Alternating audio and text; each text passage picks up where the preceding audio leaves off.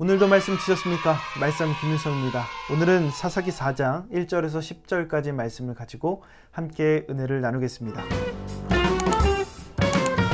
축구 경기를 보면 한 명의 골키퍼와 10명의 필드 플레이어가 경기를 하는데요. 이 10명의 필드 플레이어는 결국에 골을 넣을 수 있도록 전술을 이행하는 것이죠. 이 골을 넣는 포지션이 있습니다. 물론 모든 선수가 골을 넣을 수 있겠지만 특별히 골에 가까운 선수가 있죠. 우리는 그 선수를 스트라이커라고 합니다. 힘든 상황이라고 하더라도, 강팀을 만난다 하더라도, 그리고 수비가 악착같이 달라붙는다 하더라도 스트라이커는 골로 말을 할 수 있어야 되는 겁니다. 무득점인 스트라이커는 상황상 이해를 받을 수 있지만 인정을 받을 수는 없습니다. 오늘 말씀해 보니까 이스라엘 사사로 드보라가 부름을 받습니다. 그녀는 평소에도 이스라엘 백성들의 재판을 주관할 만큼 지혜롭고 하나님의 말씀이 충만했던 여인이었습니다. 백성들도 그녀를 인정했죠. 당시에 이스라엘 백성들은 가나안 왕 야빈의 손에서 20년 동안 모진 학대를 받고 있었습니다. 이스라엘의 부르짖음에 응답한 하나님께서 사사로 바로 이 여인 드보라를 세우신 겁니다. 백성을 진두지휘했던 드보라가 호출했던 인물이 있습니다. 바로 바락입니다. 6절부터 8절까지 말씀을 보십시오. 드보라가 사람을 보내어 아비노함의 아들 바락을 납달리 게데스에서 불러다가 그에게 이르되 이스라엘의 하나님 여호와께서 이같이 명령하지 아니하셨느냐? 너는 납달리 자손과 스불론 자손 10,000명을 거느리고 다볼산으로 가라. 내가 야빈의 군대 장관 시스라와 그의 병거들과 그의 무리를 기송강으로 이끌어 내게 이르게 하고 그를 내 손에 넘겨주리라 하셨느니라. 바락이 그에게 이르되 만일 당신이 나와 함께 가면 내가 가려니와 만일 당신이 나와 함께 가지 아니하면 나도 가지 아니하겠노라 하니.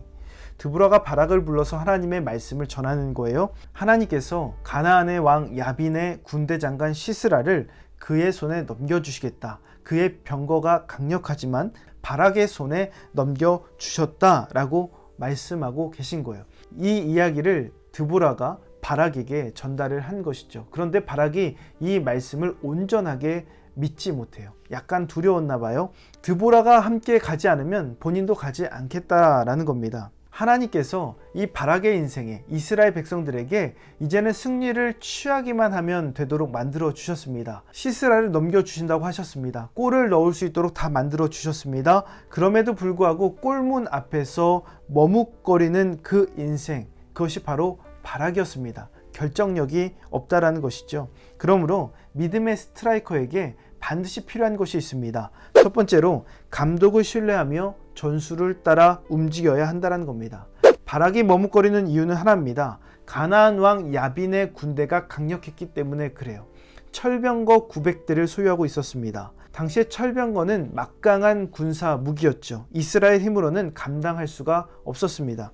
그러나 이스라엘에게는 더 강력한 무기가 있었습니다. 무엇입니까? 바로 여호와 하나님께서 함께 하신다라는 겁니다. 하나님께서 그들과 함께 하셨습니다. 그들의 군대 장관 시스라와 그 철병거 900대를 포함한 모든 군사를 무너뜨려 주신다라고 하셨습니다. 적에 대한 모든 전술적인 대비가 끝난 상황에서 선수가 감독의 전술을 따르지 않으면 경기에서 승리할 수가 없죠. 선수는 감독을 신뢰하며 나아가야 됩니다. 그런데 바락은 두려운 나머지 드보라와 함께하지 않으면 가지 않겠다라고 이야기하는 것이죠. 그러기에 팀워크는 신뢰를 기반한다라는 겁니다. 선수가 감독을 신뢰하고 감독이 선수를 신뢰하는 것이 팀워크의 기본입니다. 하나님을 신뢰하지 못하면 아무것도 할 수 없죠. 적이 강하다면 더 전술적으로 감독을 신뢰하면서 이행해야 된다라는 겁니다. 그러기에 가나안 군대가 강하다라고 생각한다면 더욱이 말씀을 신뢰하고 그 말씀을 따라야 했다라는 겁니다. 그런데 바락은 하나님의 말씀과 명령보다는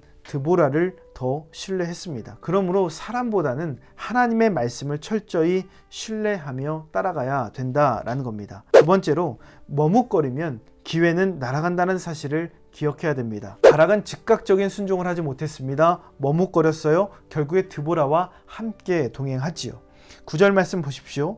이르되 내가 반드시 너와 함께 가리라. 그러나 내가 이번에 가는 길에서는 영광을 얻지 못하리니 이는 여호와께서 시스라를 여인의 손에 파실 것임이니라 하고 드보라가 일어나 바락과 함께 게데스로 가니라.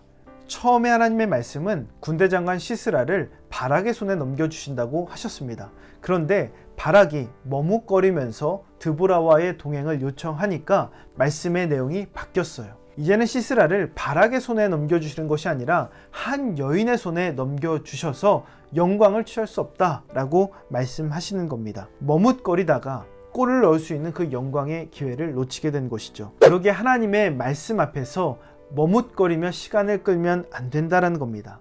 바락은 시간을 끌었습니다. 머뭇거렸습니다. 하나님의 말씀을 그대로 순종하지 않았어요. 드보라가 함께 해줄 것을 요청한 것이죠.